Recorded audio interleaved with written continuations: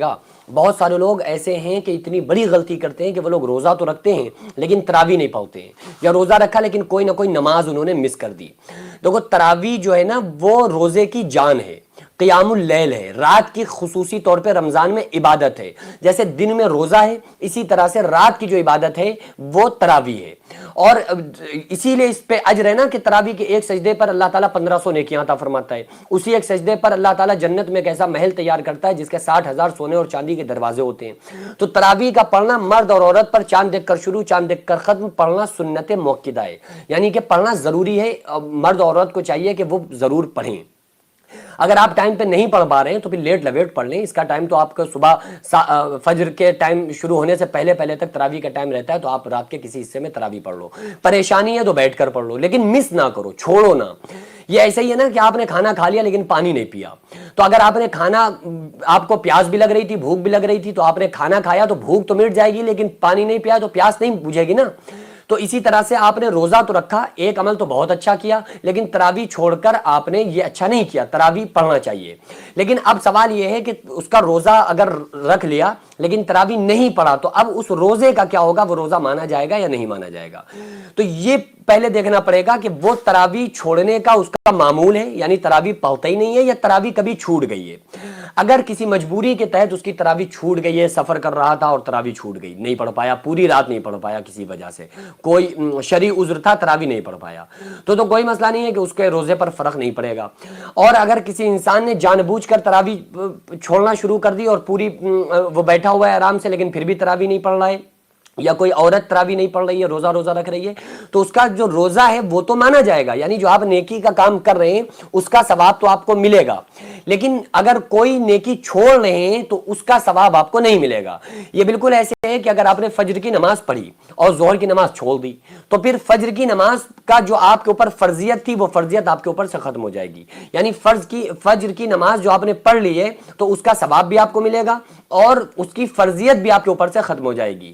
اور آپ نے جو ظہر کی نماز چھوڑی ہے تو آپ کے اوپر فرضیت باقی رہے گی اور اس کے علاوہ اس کا جو ثواب تھا وہ بھی آپ کو نہیں ملے گا. یعنی جو آپ کر لیں گے وہ آپ کو ثواب ملے گا, جو نہیں کریں گے اس کا آپ کو ثواب نہیں ملے گا. لیکن روزے میں تو کچھ ایسی چیزیں ہوتی ہیں کہ اگر آپ ان چیزوں کو چھوڑ دیں, کیونکہ صرف روزہ نہ کھانے یا نہ پینے کا نام روزہ نہیں ہے, سمجھ رہے ہیں, صرف یہ نہیں کہ آپ بھوکے پیاسے رہ لیے آپ کا اور آپ کا روزہ ہو گیا, نہیں. آپ صلی اللہ علیہ وسلم نے یہاں تک فرمایا ہے کہ اگر کوئی انسان روزہ رکھ لے, روزہ صرف نہ کھانے یا نہ پینے کا نام نہیں ہے بلکہ روزہ آنکھ کا, کان کا, ناک کا, منہ کا, زبان کا ہے, کہ آنکھ سے غلط چیز نہ دیکھی جائے, زبان سے غلط بات نہ بولی جائے, کانوں سے غلط چیزوں کو نہ سنا جائے, آنکھ سے غلط چیز نہ دیکھی جائے. آپ صلی اللہ علیہ وسلم نے ارشاد فرمایا اگر کسی بندے نے روزہ رکھ لیا اور آنکھوں سے غلط دیکھتا رہا, باتیں فون پر کرتا رہا, یا اسی طرح سے ناجائز غلط باتیں کرتا رہا نامحرم سے, یا اس غلط جگہ جاتا رہا, یا غلط چیزوں کو چھوتا رہا, اور اس کے روزوں نے ان تمام چیزوں سے اس کو نہیں روکا, اور وہ روزہ رکھنے کے بعد بھی ان تمام چیزوں سے نہیں رکا, تو پھر وہ اس کا روزہ نہیں بلکہ پورا دن کا فاقہ ہے. یعنی وہ پھر اس کا روزے کا کوئی مطلب نہیں ہے, پھر وہ اس کا فاقہ ہو گیا. تو روزے رکھنے کا مطلب ہوتا ہے کہ پورا دن آپ کا اللہ کے فرما بردار بن کر دن گزرنا. اب آپ بہت سارے لوگ غلطی کرتے ہیں, روزہ رکھ لیا پڑے سو رہے ہیں. اب ان کی کسی کی تو جماعت چھوٹ رہی ہے تو چلو اٹھ کے پڑھ رہا ہے, لیکن کسی کی تو نماز ہی ختم ہو رہی ہے نا, وہ نماز ہی چھوڑے دے رہا ہے. تو پھر بھائی ایسے روزے کا فائدہ کیا؟ پھر یہ فاقہ ہو گیا آپ کا, کہ اگر آپ نے روزہ رکھ کر بھی آپ نے گناہوں کو نہ چھوڑا تو پھر یہ فاقہ ہے.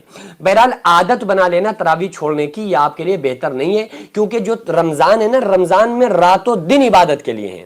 رمضان کا معنی ہی ہے جلا دینا, رمضان کا معنی ہے کہ تپش, یعنی کہ اب جو بندہ پوری سال گناہ کرتا ہے نا, اللہ تبارک و تعالیٰ اس رمضان میں روزے داروں کی پیاس کی تپش میں ان کے گناہوں کو ڈالتا ہے, اور سارے پوری سال کے گناہوں کو اللہ تعالیٰ ایک دم ختم فرما دیتا ہے.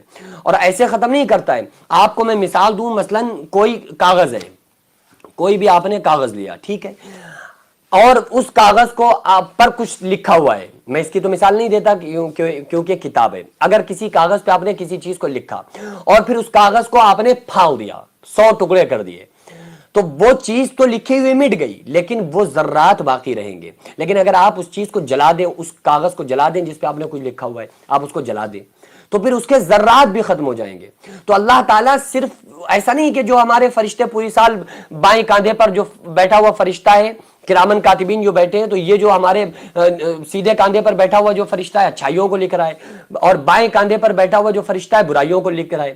تو ایسا نہیں کہ اللہ تعالیٰ صرف گناہوں کو مٹاتا ہے کہ مطلب اس نے گناہوں کو مٹا دیا، نہیں، بلکہ گناہوں کو ایسے ختم فرما دیتا ہے جیسے انہیں جلا دیا، جل جاتے ہیں.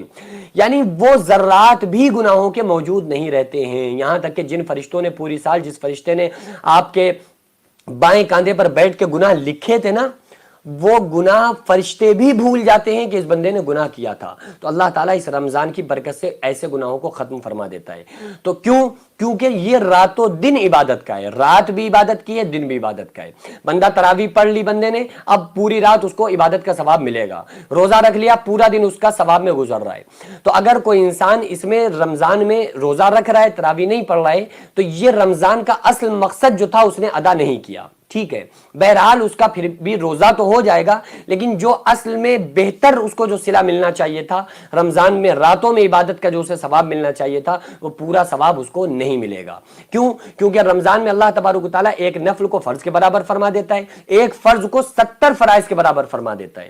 تو نقصان کس کا ہے؟ ہمارا نقصان ہے. اگر ہم چھوڑ رہے ہیں تو یہ ہمارا نقصان ہے. اس لیے خدا را یہ جو رمضان کا مہینہ ہوتا ہے نا، اس میں یہ ہے ہی عبادتوں والا مہینہ، یہ اللہ کا مہینہ ہے. تو اس لیے ہمیں اس میں عبادت کرنا چاہیے. ہر چیز کا ایک سیزن ہوتا ہے نا، تو عبادت کا سیزن جو ہے وہ رمضان ہے. تو رمضان کے مہینے میں ہمیں بالکل بھی ایسی غلطی نہ کریں کہ ہم ایک نیکی سے بھی محروم ہو جائیں.